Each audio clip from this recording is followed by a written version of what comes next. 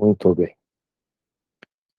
Estamos agora na nossa última aula do curso a respeito dos ajustes de curva, do MMQ, dos métodos de interpolação. E agora que vocês já têm uma fluência um pouco maior com esses métodos, que vocês já fizeram algumas contas, já sentiram concretamente como é que eles funcionam, a gente vai dar uma arredondada em alguns detalhes técnicos, alguns problemas não de teoria, mas muito mais de bom senso e de escolha de dados, como já tinha sido comentado na aula anterior. Hoje a gente não vai fazer nenhuma conta, a gente vai analisar alguns casos reais em que as pessoas usaram técnicas relacionadas com o que a gente está vendo aqui no curso, para problemas reais e ver a quantidade de erro que a gente encontra em relação a isso, e como é que a gente poderia escapar desses problemas. Então, o nosso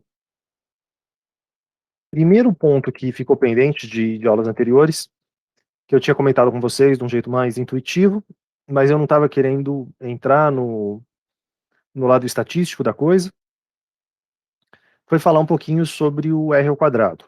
O R quadrado é o chamado coeficiente de determinação, é aquele valor que aparece quando a gente faz o ajuste pelo Excel, você tem aquela opçãozinha de exibir R quadrado, e aí todo mundo sabe que o R quadrado perto de 1 tende a ser melhor, mas as pessoas em geral não se dão ao trabalho de entender o que está por trás desse R ao quadrado, e justamente porque a parte estatística que está envolvida é um pouco chata, é, e aí as pessoas acabam olhando aquilo ali como um oráculo, alguma coisa que vai dizer bom ou não bom, e acreditam meio cegamente naquele valor do R ao quadrado. O que eu gostaria de passar hoje para vocês são algumas observações a respeito disso, alguns cuidados que a gente tem que tomar, além simplesmente de olhar para o R. É uma medida importante, mas não é a única medida, e às vezes as pessoas acabam se equivocando com relação a isso.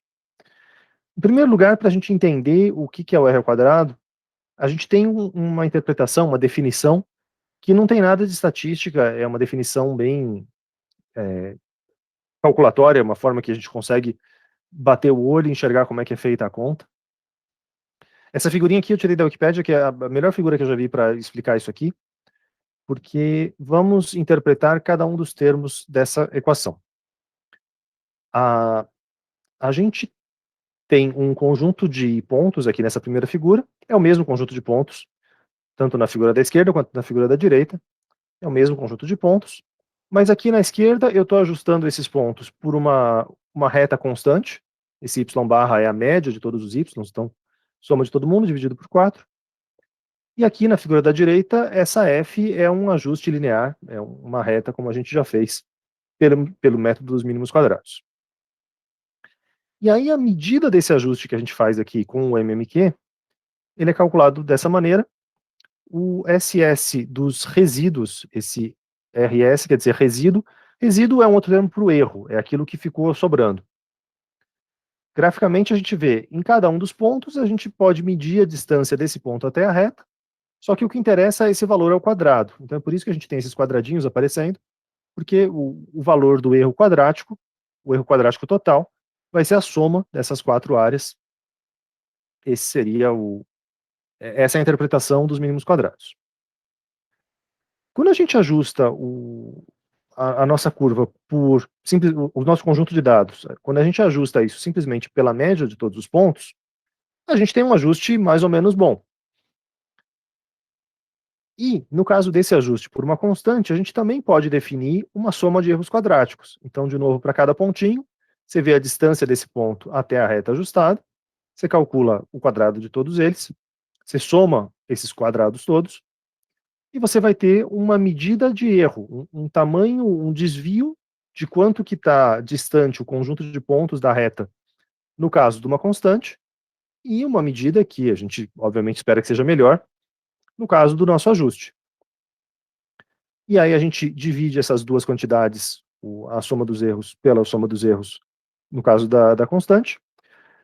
As unidades aqui vão ser as mesmas, então essas duas coisas, essa divisão entre esses dois erros vai dar uma coisa adimensional, e aí é por isso que o nosso R ao quadrado vai ser adimensional. Tudo bem até aqui?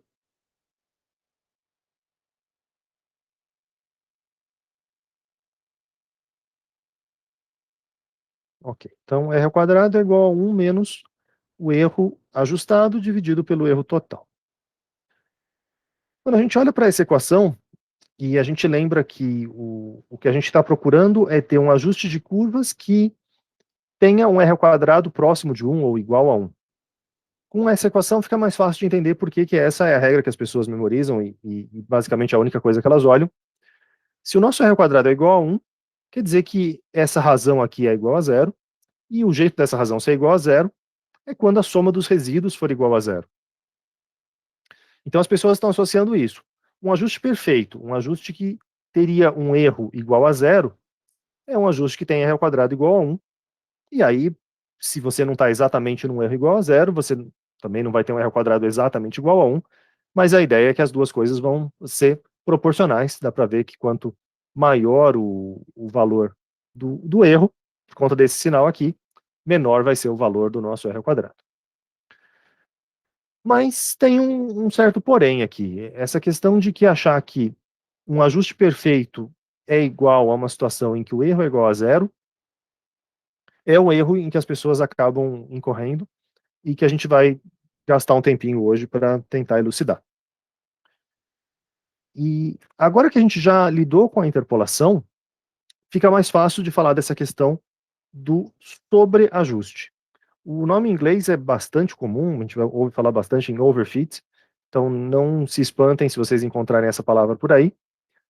Overfit é o sobreajuste, é quando você está ajustando além da conta.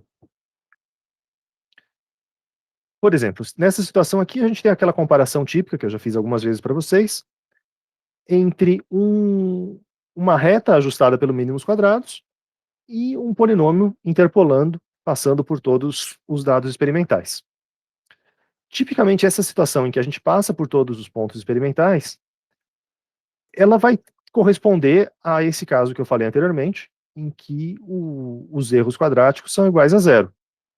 Lembrem-se que, aqui pela figura fica bastante claro, a gente mede os desvios, a gente mede os erros, somente nos pontos experimentais.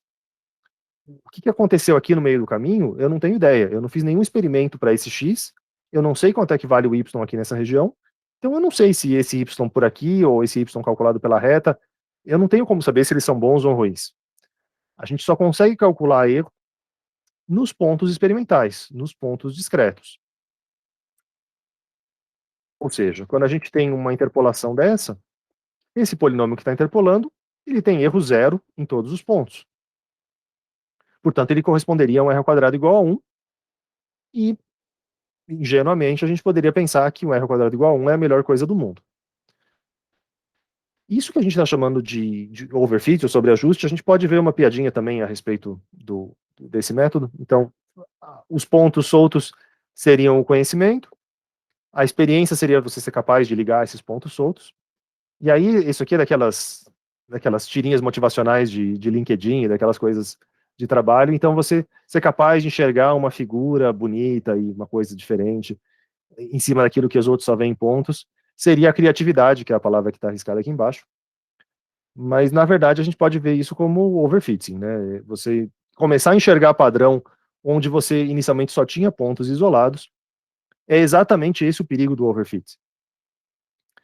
É você passar exatamente por cima de todos os pontos, então você está acreditando 100% na informação que cada um desses pontos te traz. Quando você faz o MMQ, você dá uma desconsiderada, você sabe que eles contêm algum erro experimental, então você não quer seguir ao pé da letra o que eles estão falando. É por isso que o passar por todos os pontos está associado com esse perigo do overfit. Beleza com essa definição? Tá suave, Pro. Maravilha. O que vocês, talvez, eu não lembro se tinha algum exercício na lista que vocês já fizeram que dá esse tipo de problema, mas a gente falou disso aqui brevemente na última aula, quando a gente estava falando daquele da viscosidade, de que grau do polinômio a gente ia escolher. Aqui é um exemplo que deixa isso ainda mais flagrante, porque a gente está enxergando claramente qual é a tendência desses pontos. Isso aqui é o que a gente chama de uma onda quadrada. É uma coisa que está constante e depois vai ficar constante em outro patamar. É fácil de descrever isso, mas se a gente fosse ajustar um modelo em cima disso, qual que seria o perigo? Aqui eu tenho 3, 6 pontos, então eu consigo passar sempre um polinômio de grau mais um para baixo, né? Por 2 pontos eu passo uma reta, por 3 eu passo uma parábola, por 6 pontos eu consigo passar um polinômio de grau 5. E se eu ajustar esse polinômio de grau 5, aqui eu ajustei no Excel, essa é a equação do meu polinômio de grau 5, ele vai ter um r ao quadrado igual a 1, como eu comentei com vocês anteriormente, porque o erro em cada um dos meus pontos experimentais é exatamente igual a zero, já que esse é um polinômio interpolador, mas não tem jeito de um polinômio nunca vai ser constante aqui e depois ser constante de novo. O polinômio é uma coisa que tem essas ondulações pela forma dele, pela construção de ter uma derivada de grau elevado, que vai ter vários pontos em que a derivada é igual a zero, vários pontos de máximo ou de mínimo. Então não dá para escapar. Se você está usando um grande polinômio interpolador, você pode acabar acontecendo numa situação dessa. Pode acabar, não quer dizer que toda interpolação vai dar um problema desse. Vocês já fizeram interpolações, não só interpolações lineares, mas também algumas de grau 2, grau 3, na lista passada. E de vez em quando você vê pelo gráfico que a interpolação está correspondendo à tendência geral daqueles pontos. O que eu já tinha alertado para vocês que era o grande perigo é quando a gente tenta extrapolar a partir de um polinômio interpolador. Então, se eu interpolei os dados para essa região aqui, e eu for tentar extrapolar para o que acontece quando o meu x vale 10, por exemplo, fica bem claro pelo próprio nome das coisas que tem um certo perigo aqui, né? Eu estou falando de interpolar, de passar pelo meio. O que me garante que quando eu extrapolar, quando eu olhar para fora, vai continuar funcionando? Então, extrapolar claramente era perigoso. O que esse exemplo mostra é que interpolar também é perigoso. Então eu estou usando um polinômio interpolador, e se eu quiser saber o que aconteceu aqui no 1,5, por exemplo, esse polinômio interpolador vai me dar uma resposta absurda. Absurda pelo que a gente está imaginando que seja a tendência dos dados, tá? Nada garante que realmente o comportamento do processo real é essa onda quadrada que eu estou descrevendo. A gente pode ter dado uma sorte ou um azar. Quando você lida com dados experimentais, você tem que duvidar dos dois lados. Você não pode nem ter certeza que você está certo, nem ter certeza que você está errado, é o que eu quero dizer. E, então, aqui, provavelmente, não quer esses pontos de máximo e de mínimo, provavelmente, não seriam os corretos, mas a gente também não vai cravar na pedra que eles estão incorretos. Em todo caso, a lição é, um r ao quadrado igual a 1, um ajuste que poderia ser perfeito, a gente poderia interpretar como perfeito, ele pode ser ruim na extrapolação e ele pode ser ruim na interpolação também. Bom, o que a gente pode fazer para tentar evitar esse perigo? Uma situação em que a gente continua precisando usar a interpolação e a gente, como consumidor final, como usuário final, nem sabe que está acontecendo uma interpolação por baixo dos panos, mas é uma das técnicas que acontecem, é quando a gente representa, a gente vai fazer uma animação, por exemplo, num jogo, você representa as figuras com polígonos. Então, o polígono ele só tem os vértices, ele só tem os vértices ligados por segmentos de reta. Esse aqui é um exemplo do Final Fantasy, que é o da esquerda é um jogo do final dos anos 90, 97, eu acho. E essa aqui é a versão refeita do jogo, que saiu uns 2 anos atrás. E quando a gente olha o bonequinho aqui da esquerda, você vê claramente, dá para você enxergar os polígonos que compõem ele, porque ele deve ter uns 30 polígonos nele. Então você consegue enxergar os lados e você consegue enxergar as arestas desse segmento de reta. Enquanto quando você olha para o que é feito hoje em dia, parece uma fotografia, parece uma coisa muito mais realista. Qual que é a mágica? O que acontece para a gente conseguir passar de uma situação dessa para uma situação dessa? Uma das mágicas é aquilo que a gente já comentou 2 aulas atrás, quando a gente fez aquele exercício da exponencial. Lembra que a gente olhava um pedacinho pequeno da exponencial e parecia uma reta? Ou quando a gente falou anteriormente daquela questão do Scilab, de como é que o Scilab plota as coisas, que ele sempre liga por retinhas, Mas se eu tiver um passo muito pequeno, se eu tiver um ΔX muito pequeno, as coisas vão tender a se alisar e vão parecer mais contínuas. Então, uma das mágicas que acontece aqui é você ter um número de pontos, um número de polígonos muito maior. Então, os polígonos estão mais próximos uns dos outros, e aí você não vai ter um braço horrível como esse, você consegue ter uma coisa mais natural. Esse é um truque. Mas, além simplesmente dessa coisa mais de força bruta, de você ter uma maior quantidade de pontos para conseguir esse detalhamento maior, uma outra estratégia que a gente pode usar de interpolação é a interpolação por splines. A gente aqui nesse curso não vai falar de splines no sentido, a gente não vai dar o fundamento matemático para vocês. O motivo disso é que o jeito de fazer essas contas fazer isso na mão é bem chatinho. Então, quando a gente usa splines, em geral a gente vai estar usando um pacote pronto. A gente prioriza aqui nesse curso algumas coisas que vocês consigam ter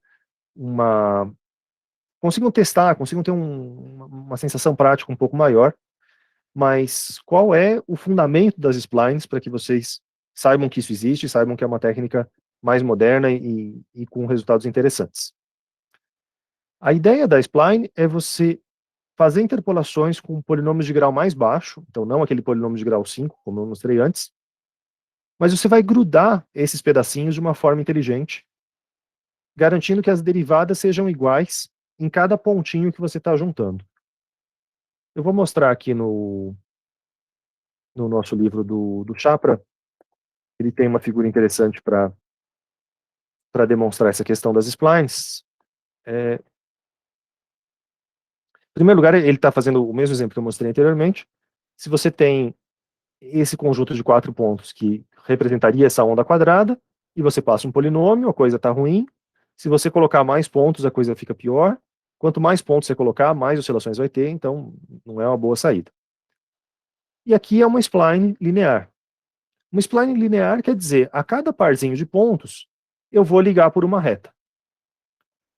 Para esse caso, essa estratégia super simples de você simplesmente ligar a cada parzinho de pontos, a cada parzinho ligar por uma reta, já vai funcionar melhor para representar a situação geral do que essa tentativa de passar um polinômio.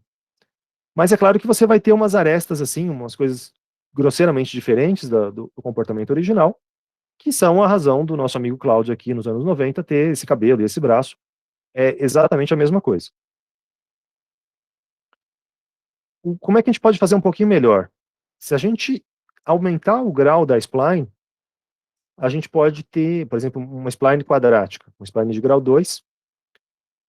A partir do mesmo conjunto de pontos aqui, a gente vai ter splines de diferentes graus. De novo, a cada 2 pontos eu passo uma reta, então por esses 2 pontos eu passo uma reta, por esses 2 pontos eu passo outra reta, por esses 2 eu passo uma reta. Se eu for fazer por parábolas, com esses 3 eu vou passar uma parábola, e por esses 3,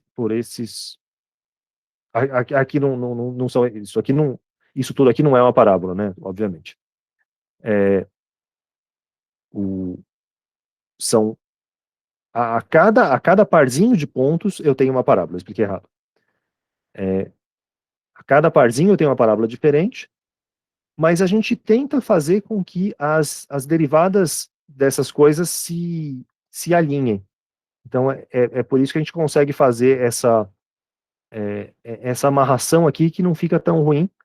E se você olhar só esse pedacinho até mais ou menos onde está a seta, até parece que é uma curva só, mas na verdade tem uma emenda de uma coisa com a outra. Aqui vai ter uma emenda de uma coisa com a outra, e assim por diante. Se você tiver uma spline cúbica, a coisa ainda vai além, você vai fazer bater a derivada primeira e a derivada segunda, e aí você tem uma coisa cada vez mais lisa, cada vez mais parecida a ligação de um ponto com o outro. E aqui a gente está vendo que nesse caso a gente nem está vendo tanta diferença, tá? Para ser bem sincero com vocês, a diferença entre a spline e a interpolação não são tão brutais assim, mas teria sido melhor se eles tivessem mostrado para a gente o resultado da spline numa situação dessa. Então aqui nesse par de pontos você teria conseguido um ajuste um pouquinho mais preciso. Enfim, é só para que vocês saibam que existem splines. Às vezes vocês vão ver a palavra por aí, agora vocês já sabem da onde que vem, E se vocês tiverem interesse na matemática, tá aqui no Chapra, ele descreve todo o equacionamento e como calcular isso. Tudo bem com relação à interpolação? Tudo certo, prof.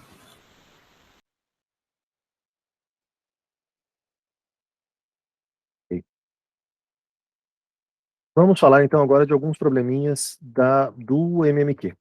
O caso em que o R ao quadrado é exatamente igual a 1 é o caso da interpolação. O caso do MMQ, o R ao quadrado pode dar qualquer coisa.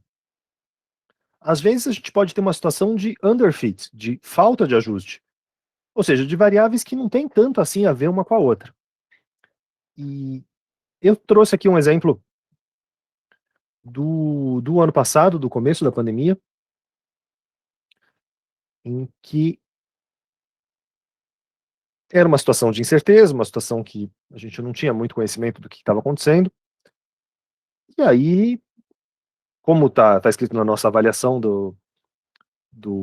a avaliação que eu coloquei no enunciado hoje, a gente olha para os dados para tentar tirar alguma informação, tentar se basear em alguma coisa, mas nem sempre isso é uma ideia tão boa.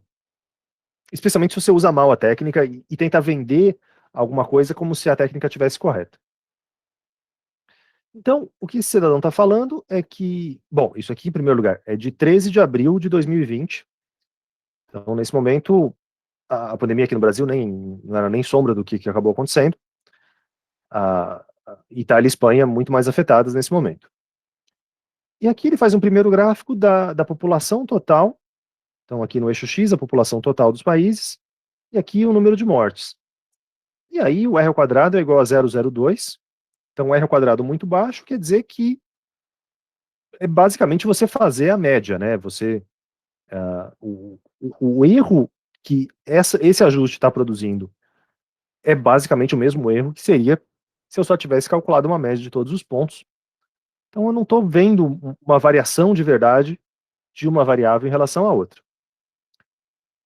E aí, o cidadão, ele fala, mas se vocês forem olhar o momento em que o lockdown aconteceu, o momento em que o lockdown aconteceu é muito importante.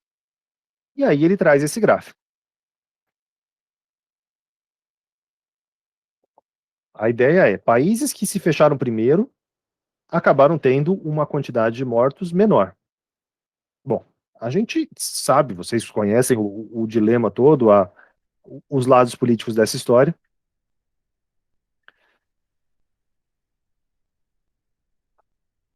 Provavelmente o cidadão ele já tinha uma opinião pré-concebida de que ele precisava argumentar a favor do lockdown.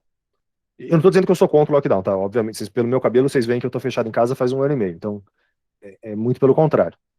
Mas, o que o cara está tentando fazer aqui? Ele está tentando advogar pelo lockdown e ele traz esse gráfico em que a gente tem o número de mortos, número diário de mortos, no momento em que aconteceu o lockdown. E aqui ele está mostrando o número de mortes 10 dias depois da 50ª morte. Então a ideia seria que se um país se fechou, fez o lockdown quando já estava numa situação pior, numa situação de maior avanço, esse país vai tender a ter um número maior de mortes depois também. A premissa faz sentido, porque se você isolar as pessoas, se só tiver um contaminado e você isola ele completamente, ele não vai passar para ninguém. Então a ideia de que quanto antes você se fechar, melhor vai ser, faz algum sentido. Mas olha o gráfico que ele está apresentando para a gente. Primeiro problema desse gráfico, ele tem um R quadrado de 0,15. Um R quadrado de 0,15 é baixíssimo, baixíssimo. Só que quando você olha para essa curva, para esse ajuste, para essa reta, não parece ser uma coisa tão ruim. Parece que tem realmente uma tendência. Especialmente quando as pessoas traçam, uma vez que tem uma linha para guiar o seu olhar e para mostrar que a tendência está naquela direção, a gente acredita ainda mais e a gente tende a ignorar os outliers, ignorar os pontos que estão muito fora dessa tendência, e a gente se foca como se o gráfico guiasse a nossa visão, como se essa linha de ajuste, essa linha de tendência, guiasse a nossa visão para olhar mais para ela e meio que esquecer o resto. Só que além disso, tem um segundo problema aqui. Além desse r quadrado ser baixíssimo, esse gráfico está numa escala logarítmica. E a gente, lógico, depois que você olha para o gráfico, você vê que está em escala log, mas isso é uma coisa que não é intuitiva. Ele está em log-log, né? Então ele está em log no eixo y, está em log no eixo x, mas o nosso cérebro, ele não nasceu para entender escala logarítmica. Ele entende distâncias proporcionais, ele entende a escala normal, mas uma escala logarítmica você tem que fazer um esforço. Você tem que fazer um esforço para entender que esse 100 está muito mais para a direita do que esse 10. Aí, quando eu estava preparando essa aula, eu queria trazer, eu queria, por exemplo, mudar para vocês como é que seria esse gráfico se a gente fosse olhar ele numa escala normal e não numa escala log-log. E aí eu usei um programinha que eu acho que vale a pena, inclusive, fazer esse parênteses aqui na aula, para recomendar para vocês, que é o Pega Ponto. Pega Ponto é o seguinte programa. Ele foi criado por esse professor, o José Carlos Pinto. É um professor, um colega nosso da Engenharia Química, da Universidade Federal do Rio de Janeiro. Mas eu estava procurando isso aqui para fazer o download esses dias e eu só achei hospedado nessa página da Universidade do Paraná. Mas originalmente ele é da UFRJ. O programa, né? A criação é de professores da UFRJ. É meio um pouco sinistro, né? Você baixar um arquivo executável de uma página dessa que você nunca viu na vida. Por isso que eu fiz questão de mostrar para vocês o site que esse programinha está hospedado. E o que esse programa sensacional faz para a gente? Eu vou dar um print screen aqui, o Windows Shift S, a gente selecionei mal. A gente seleciona o nosso gráfico. E aí, pelo pega ponto, a gente começa colando o nosso gráfico. Então, aqui ele ficou um pouco gigante. Deixa eu...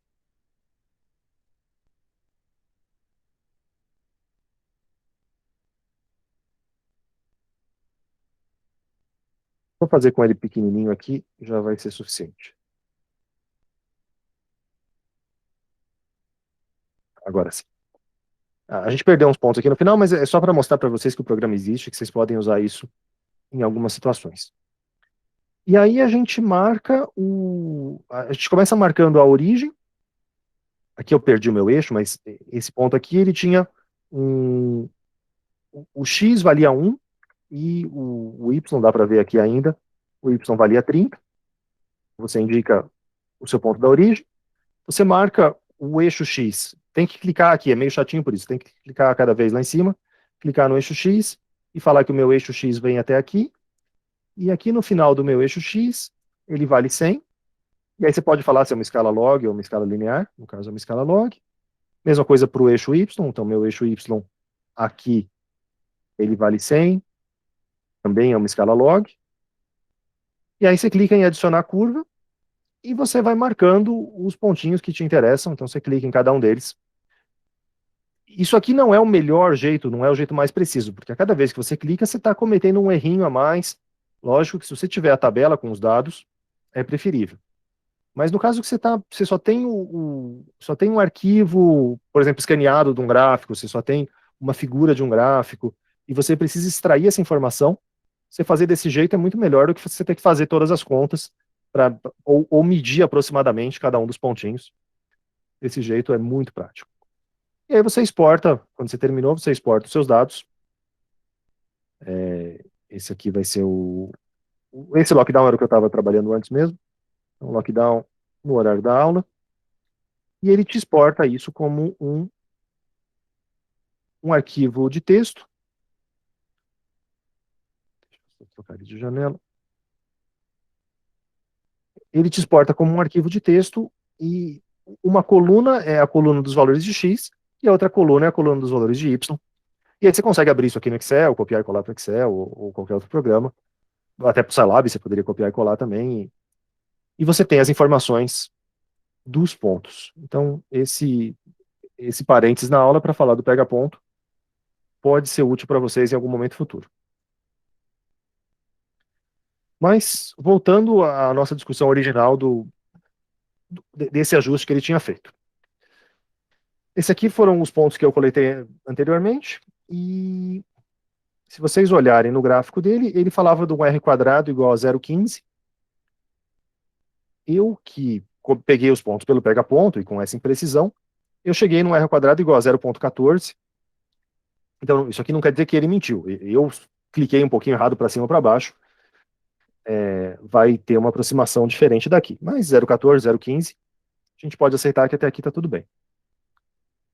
Agora, qual é o problema desse gráfico? Você falar que, quando você enxerga esses pontos na escala real, na escala normal, não log, você vê que são coisas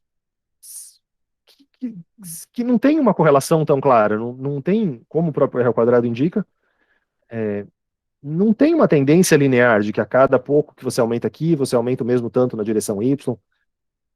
Então, o primeiro problema é desconfiar de um R ao quadrado igual a 0,14, 0,15.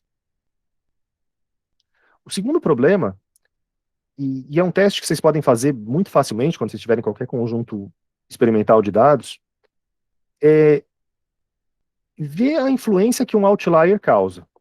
Se a gente olha no gráfico original, a gente vê a Espanha aqui. A Espanha é o país que, nesse momento, tinha a maior quantidade de mortos depois do 50º.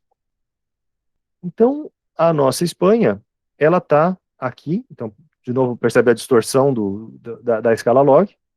Mas a Espanha está por aqui. A Espanha é esse país com 200 e tantos mortos. Se eu apagar o ponto em relação à Espanha, se eu tirar esse ponto daqui, o meu R quadrado passa a ser 0,37.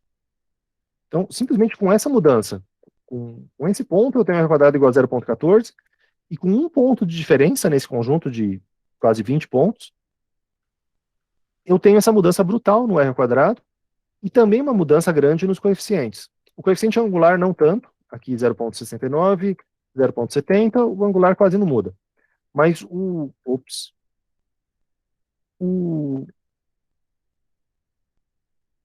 coeficiente linear, ele passa de 50 para 40.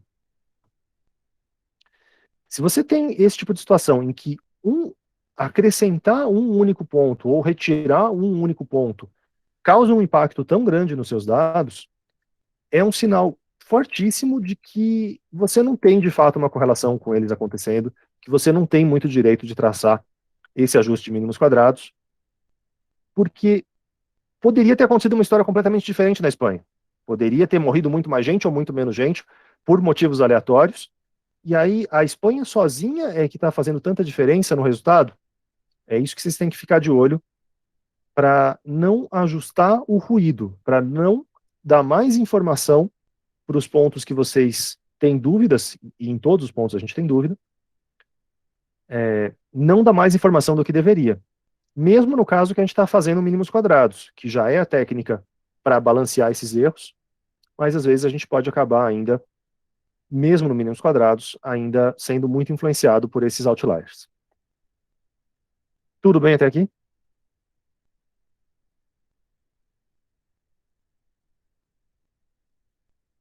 Tudo certo, Pro.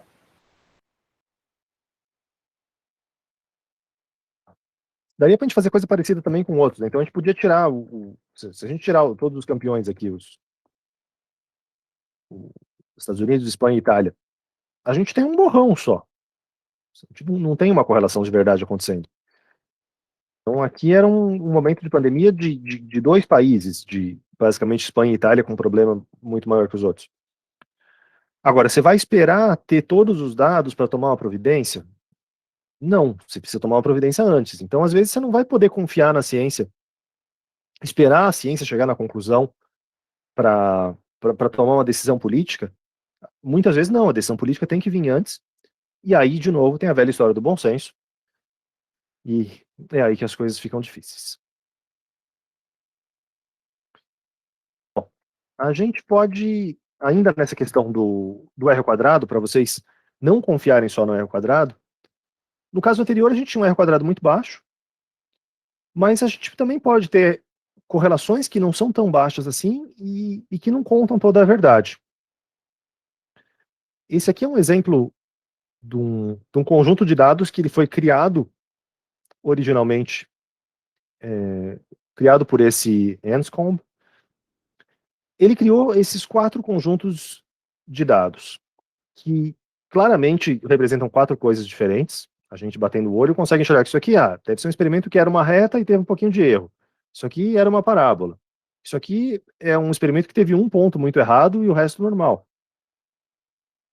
Esse aqui, dos experimentos que a gente faz, normalmente você não vai ter uma situação dessa, em que para um mesmo X, você vai ter diversos Y. Mas quando você calcular eu acho que ele calcula a média também, inclusive, de todos os pontos, além do só do R quadrado. Isso, média, desvio padrão e correlação. O R quadrado tem a ver com a correlação, é essa parte da estatística que eu estou pulando para não falar nesse curso, mas ele tem a ver com a correlação, com a variância em uma direção e a variância na outra direção. Esses 4 conjuntos, eles têm as mesmas estatísticas, os mesmos valores dessas medidas, mas eles são 4 coisas completamente diferentes. E aí a recomendação que está aqui nesse artigo, que eu reproduzi lá no nosso PDF, que eu vou deixar para vocês depois, é nunca confiar simplesmente na estatística. Sempre visualizar os dados que você está trabalhando. E aí, para dar um suporte para essa ideia de visualizar os dados, é que eles criaram esse conjuntinho aqui do dinossauro. E o divertido disso, eles explicam aqui no link como é que eles fizeram todas as contas. Tanto esse conjunto do dinossauro, quanto todos esses outros conjuntos aqui, com todas essas outras formas das mais diversas, eles todos também têm as mesmas estatísticas, também a mesma média na direção X, mesma média na direção Y, mesmo R quadrado. O que não quer dizer nada, tá? Não é porque eles têm os mesmos valores aqui, de médios e o padrão, não sei o quê, que é a mesma coisa acontecendo. Então a gente ainda vai manter ainda um pouco o lado artístico das coisas, de você ter que ser capaz de olhar para um conjunto de dados e não ser enganado, não confiar tão cegamente nas medidas estatísticas. No entanto, olhar para o conjunto de dados também tem suas preocupações. E aí, para ilustrar uma preocupação dessa com como é que a gente está olhando para esse conjunto de dados, eu trouxe aqui para vocês uma situação bem mais recente, também da Covid, mas da vacinação nos Estados Unidos. Era originalmente esse tweet aqui que o cidadão falava do... Deixa eu ver se eu consigo... Ele quer logar na minha conta. Ele podia não logar na minha conta, né? Só um momento. Não sei porque que o primeiro abriu e o segundo não.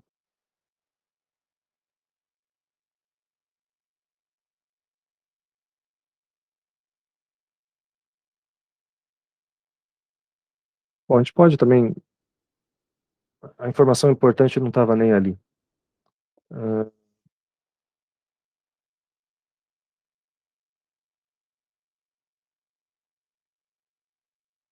informação mais importante é que o gráfico não é exatamente o mesmo, mas tudo bem, dá para pegar a ideia. Eles estão falando aqui do avanço da vacinação nos Estados Unidos em relação aos estados. Então, cada letrinha aqui, cada parzinha de letra é um estado. E o que eles estão tentando correlacionar é a porcentagem da população que se vacinou aqui no eixo Y com a porcentagem da população que votou pelo Trump na última eleição. E nesses dados aqui de maio, a tendência era que quanto maior o voto no Trump, menor a vacinação, com um R quadrado de 0,65. Bom, de novo, não preciso falar da parte política para vocês sabem das campanhas de desinformação e de tudo que está acontecendo. E era nessa linha que eles estavam argumentando de que a influência do Trump para provocar essa recusa de vacinação. Mas, de novo, lembra daquela história do pirata, né? Lembra que o declínio dos piratas coincide com o aumento da temperatura global.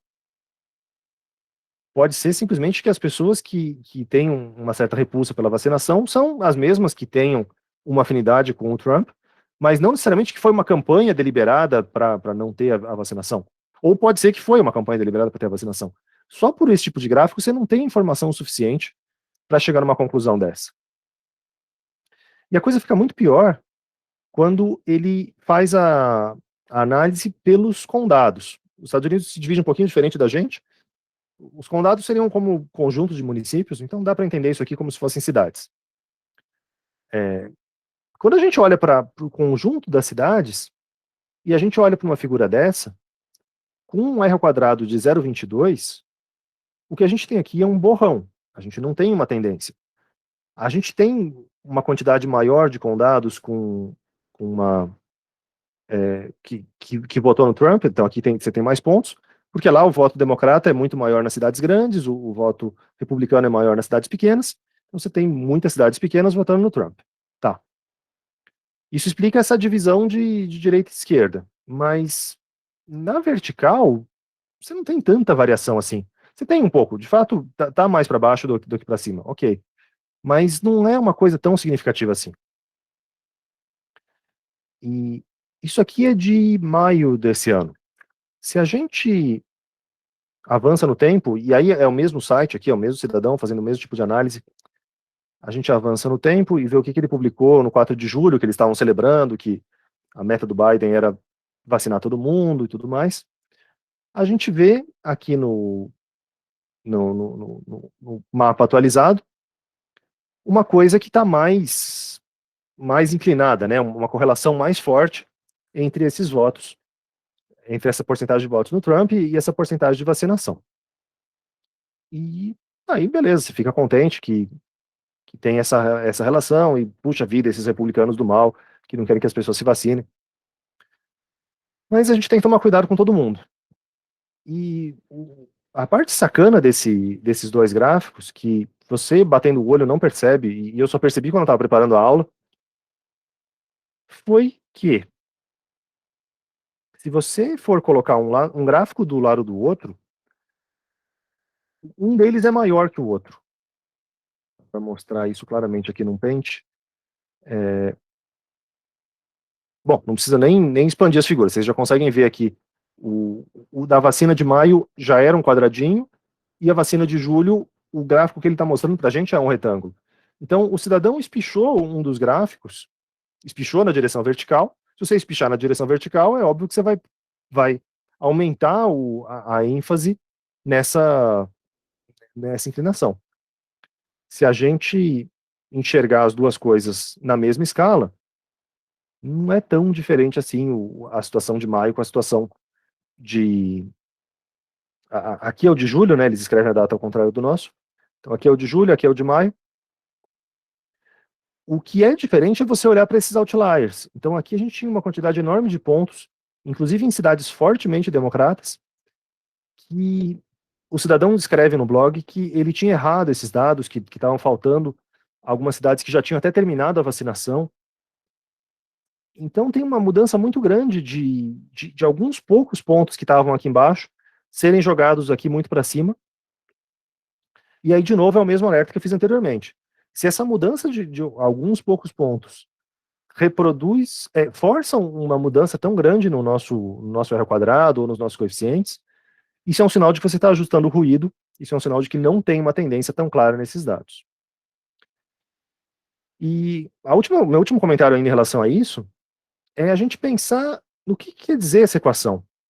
Quando você escreve y é igual a x mais b, quer dizer que quando o x for zero, então uma população que votou 100% Biden, 0% Trump, uma população dessa teria 65% de vacinados nesse momento. Tá, talvez, mas não sei, porque os pontos... se ele está querendo argumentar nessa direção de que quanto mais votos no Biden, maior a vacinação, a gente já tem vários outros pontos, inclusive republicanos, que votaram muito mais que já vacinaram muito mais que esses 65%. O coeficiente angular também faz pouco sentido. Quer dizer que a cada 10% que eu ando numa direção, eu baixo 4% na outra. eu não tenho uma relação tão... Eu não tenho o direito de falar que eu tenho uma relação tão forte assim entre duas variáveis baseado num borrão desse. Então, cuidado com os gráficos, cuidado com as conclusões precipitadas, mesmo que sejam as conclusões que você quer ouvir, especialmente no caso das conclusões que você quer ouvir, as conclusões que estão de acordo com a sua ideologia, mas será que o pessoal fez a matemática direitinho, ou será que eles estão enganando a gente, seja pela figura, seja talvez por um desconhecimento deles mesmo, de que um R² tão baixo não é uma coisa tão significativa? É sempre bom tomar cuidado. Qual que é o jeito certo de fazer as coisas, então? Já que, no caso da interpolação, a gente falou que as splines podem ser um jeito um pouco melhor. No caso dos mínimos quadrados, a gente também tem algumas boas práticas que raramente a gente faz nesse tipo de exercício, mas é o que é feito em abundância nas aplicações práticas.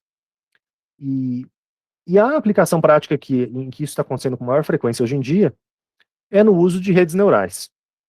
Redes neurais é um nome dado, um nome muito bonito, um nome muito, muito bem escolhido pelo pessoal que batizou isso, porque se eles tivessem chamado isso de aproximação universal de funções, as pessoas não iam se interessar um décimo do que elas se interessam.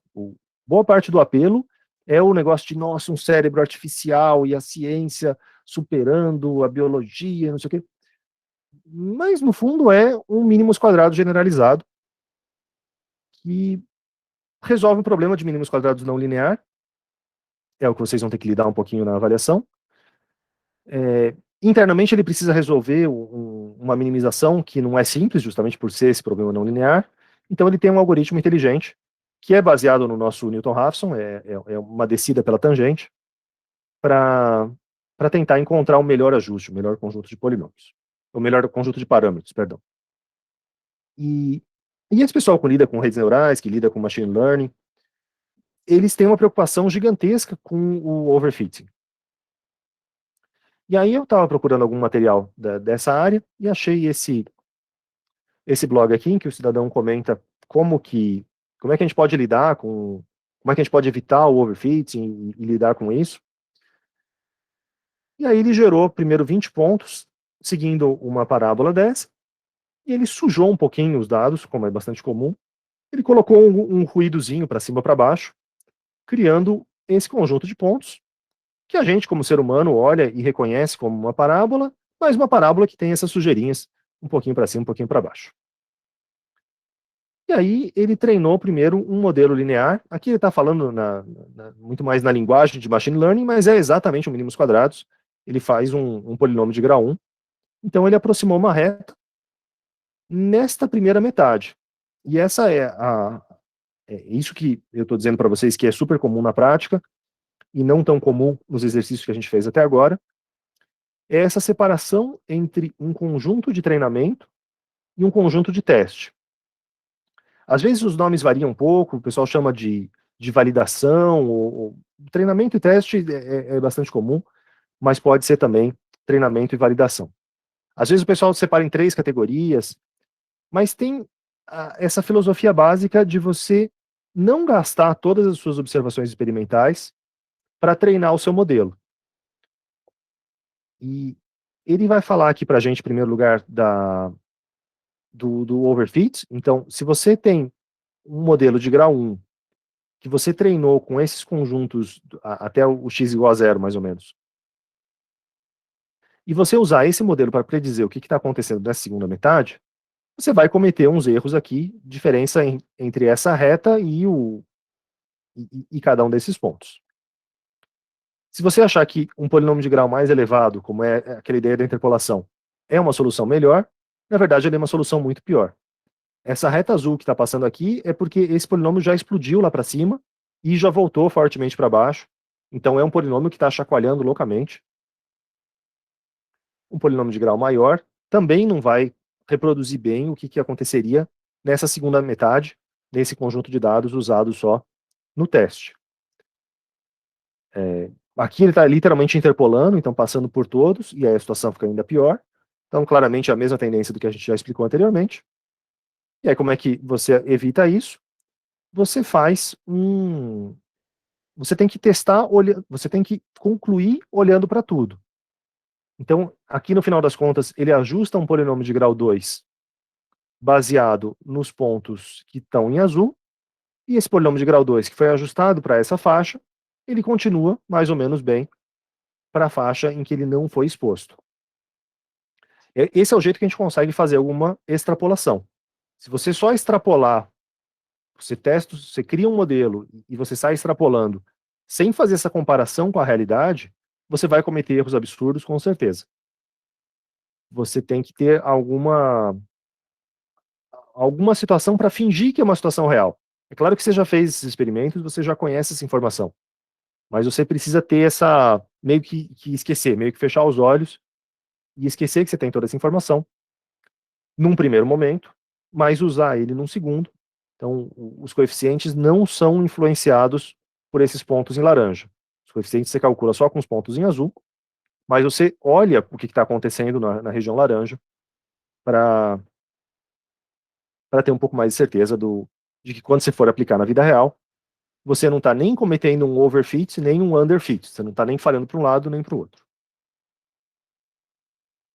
Tudo bem com relação a isso? Tudo certo, senhor.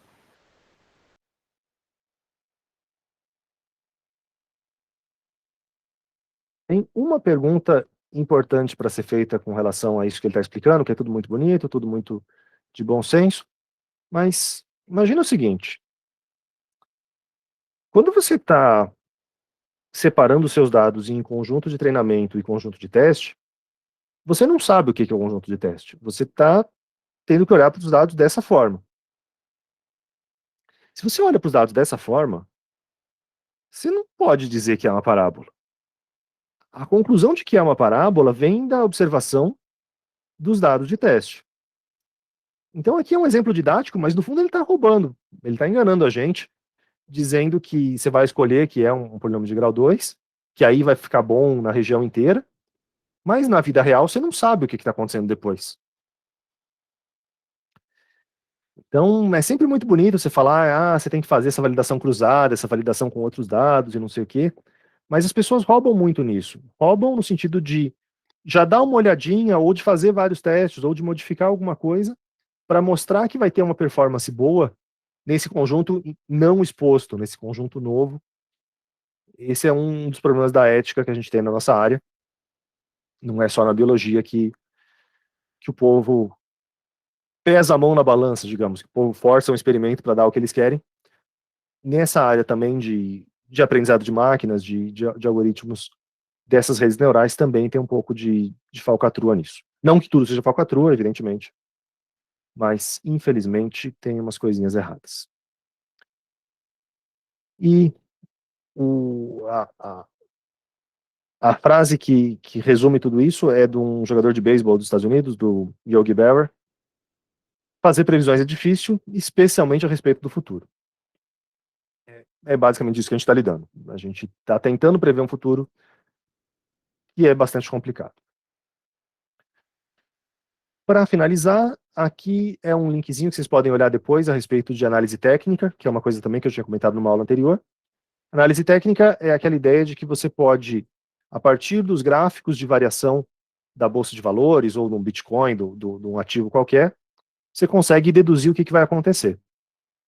E aqui, nesse link, ele está falando do padrão ombro, cabeça, ombro. Se você vê um pico, depois um vale, um pico, um vale, outro pico, isso quer dizer que vai descer. Porque disseram que sim.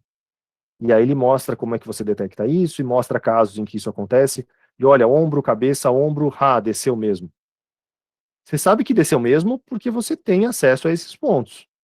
Se você só tivesse esse padrão, você pode procurar infinitos exemplos de horas em que aconteceu esse ombro, cabeça, ombro, e depois teve uma outra cabeça. Isso aqui continuou subindo. Então, se algum dia alguém tentar vender esse tipo de técnica para vocês, não acreditem. Lembrem-se da frase do Yogi Berra: não é fácil assim prever o futuro. Beleza, pessoal?